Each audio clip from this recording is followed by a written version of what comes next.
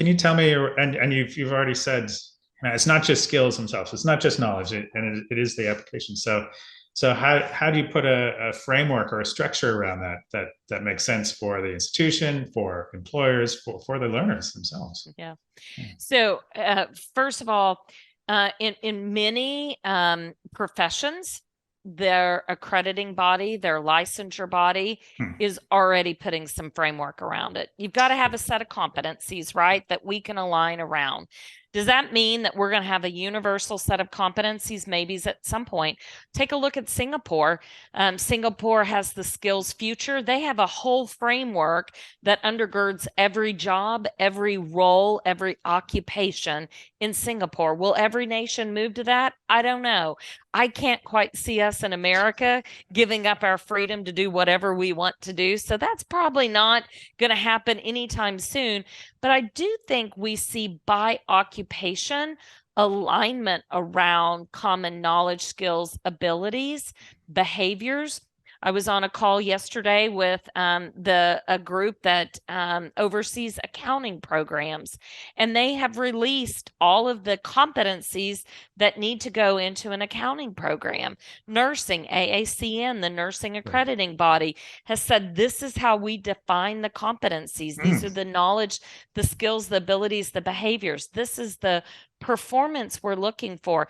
That starts to be your ontology, if you want to put it that way, my set of competencies under which we can all align. I think we have to get more discreet on what performance of those competencies look like. Because in a program, that's what they would do. These are my competencies. This is what successful performance of that competency would look like. And then how do I teach to that performance? How do I get each and every learner to a place in which they can know and do the things that are required in this profession? So I think we see more and more of a push towards that. This ontology, or this ability to communicate in those competencies, the skills that a person needs. We're seeing more of that globally, and in specific countries. Wonderful. Yeah. Well, and continuing on with that theme, I remember from CV Exchange last year that there were quite a few of us internationally, and so yeah. How and the description of CBAN is an international network now. Initially, as you described, it was focused on the US.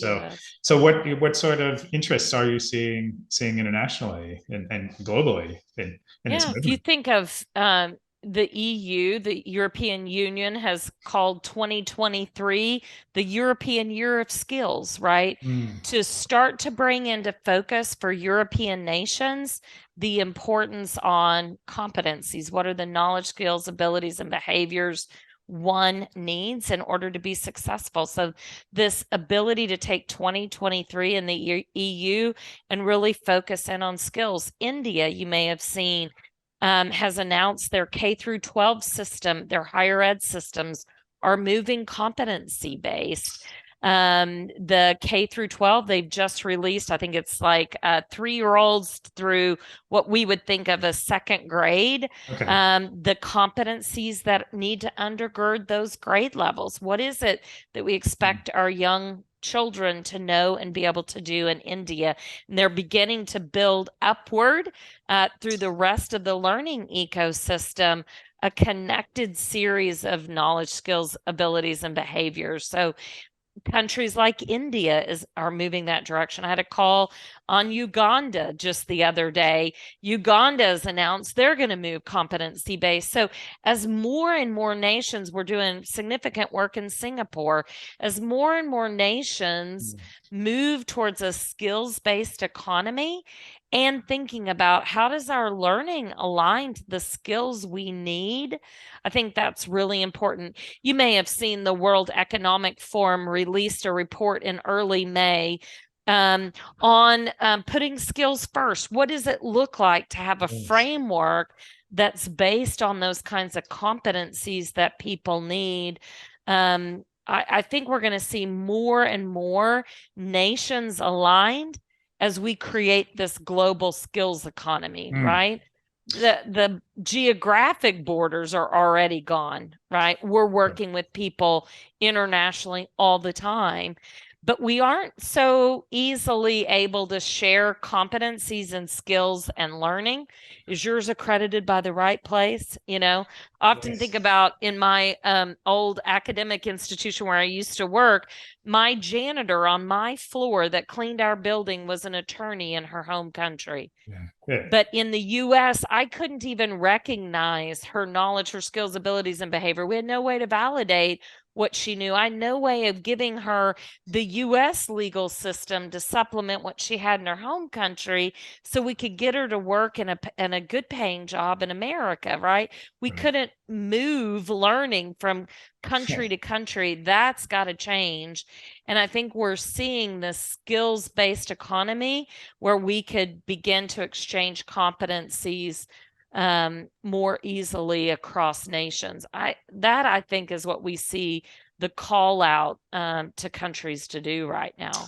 Makes incredible sense given the global war for talent, right? So well, the numbers keep on going up to all times high. It's 75, 79% here in Australia. It's 81% of employers are struggling to find prospective employees with the right skills. Certainly And the case here. yeah, and in that report that you referenced, yeah, one of the highlights that really jumped out at me was the fact that 100 million more people could be added into the workforce if we looked at skills and competencies rather than just read. And yeah, what a crime for that former attorney who's not able to rise to her ability and her skills. Exactly. I mean, we have them. We have no way of saying, how do we validate what a person knows and can do? I know this may not be what you wanted, but we are right now in the state of Illinois running a validation center. It's really a performance-based assessment center for paraprofessionals, for folks that do not have teacher credentials, but are working as a teacher's aide, have maybe been a helper in a classroom, but they have picked up knowledge, skills, abilities that we ought to be able to validate, to be able to recognize, to help put them on a pathway to a teacher credential, because we have a massive teacher shortage. And yet we say, oh, no, no, you can't do that unless you've sat through X number of hours of classroom instruction on this. And unless you've gone through this pathway, you can't be a teacher. But there are folks that have knowledge, skills, abilities that we could validate and recognize. I think that World Economic Forum, you mentioned the 100 million people globally that have knowledge, skills, and abilities that we have no way to validate. In a competency-based environment, we could do that. We could send them through an assessment center just like we're doing in Illinois. They participate in a virtual assessment that puts them in a classroom. We give them a real life scenario with a classroom full of kids, parents that have questions that need answered, and we see how do they maneuver? Can they demonstrate what we're expecting? And if they do, let's validate it and move them on. What are all the ways we could be validating the skills of folks and signaling to employers, this person may be over here in this position, but they could go in this direction or this direction and this direction?